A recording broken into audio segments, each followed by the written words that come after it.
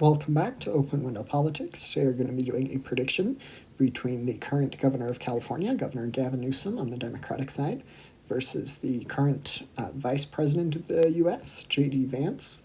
Both of these candidates at the moment are regarded as the most likely victors of their respective parties' primaries. So today we'll be doing a hypothetical prediction between them for a general election. This isn't necessarily a prediction that either one will win their primary, but still fun to do a general election prediction.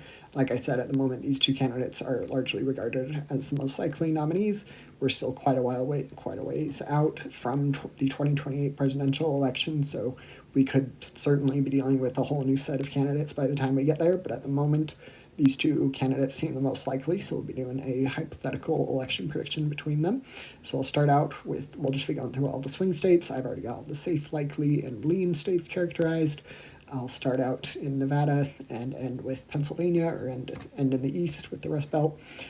So as far as Nevada goes, I'm going to add a tilt characterization. I think Nevada will be one of the easier states for Democrats to flip back into the Democratic column. Trump, of course, won the state in 2024, bit of a shock, but he overperformed with some key voting demographic groups that were crucial to winning the state.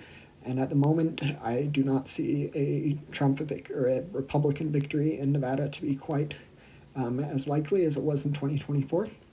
It'll also be interesting to see for 12 years straight, Trump has been at the top of the ticket for the presidential race. So it'll be interesting to see what will happen when there is a candidate other than him at the top of the ballot. It'll be interesting to see if Vance can get the same populist appeal that Trump was able to capitalize on in winning the 2016 and 2024 elections. So we'll have to see if J.D. Vance is able to win a general election, but also perform well in each of the key swing states. At the moment, I don't think Nevada would end up in his column, so I'm going to put the state of Nevada in Gavin Newsom's column, bringing us to 232 to 219. As far as the state of Arizona goes, the state I'm going to put into the tilt red column. I think this state, I think this is a state in which J.D. Vance, I think, might actually do better than Trump if Trump were to be the nominee again, which would be unconstitutional. But in Arizona, that would probably result in a J.D. Vance victory.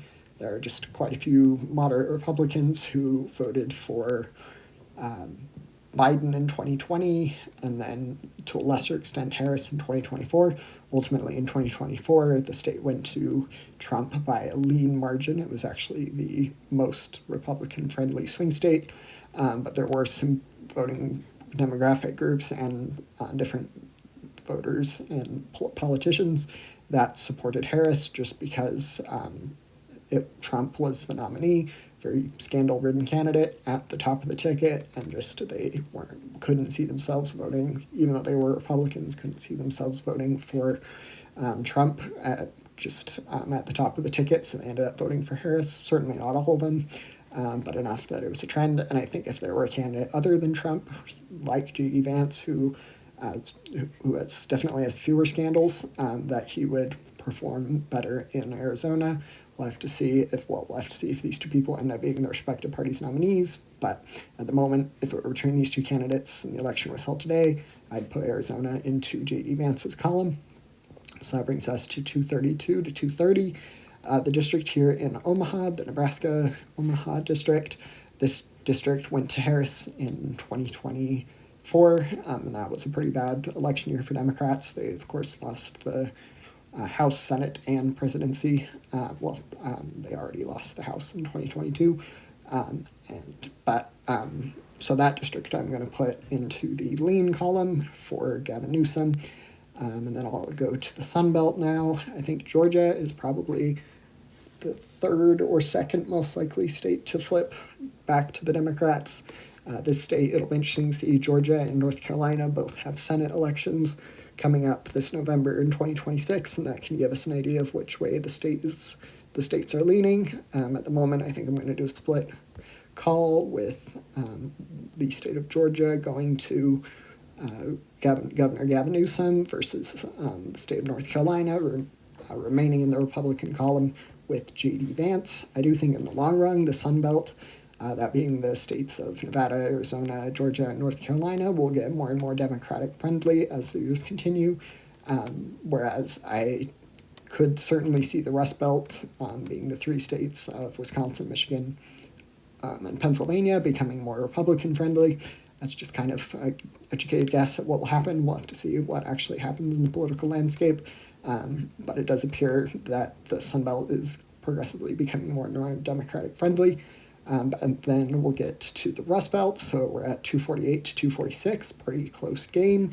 I'm going to start out with Wisconsin. The state I think is probably going to be Newsom's best shot at winning one of the Rust Belt states. If this one is either the second or third, so if I were to call it, probably be Nevada, Georgia, and then Wisconsin as most likely states in order to flip to the Democrats. But that is going to be 10 electoral college votes for Gavin Newsom. And J.D. Vance, of course, is former senator from Ohio, so he's definitely got some Rust Belt appeal. I have gone back and forth on the victor. Right now is just definitively a good environment for Democrats. We'll have to see what happens during the 2026 midterms. That'll give us a better idea. But for now, I think it would be close, but for now I'm going to put the Rust Belt together into the blue column, resulting in 292 for Governor Gavin Newsom to 246 for Vice President Vance. So that is going to be the prediction for today. Feel free to like, comment, and subscribe.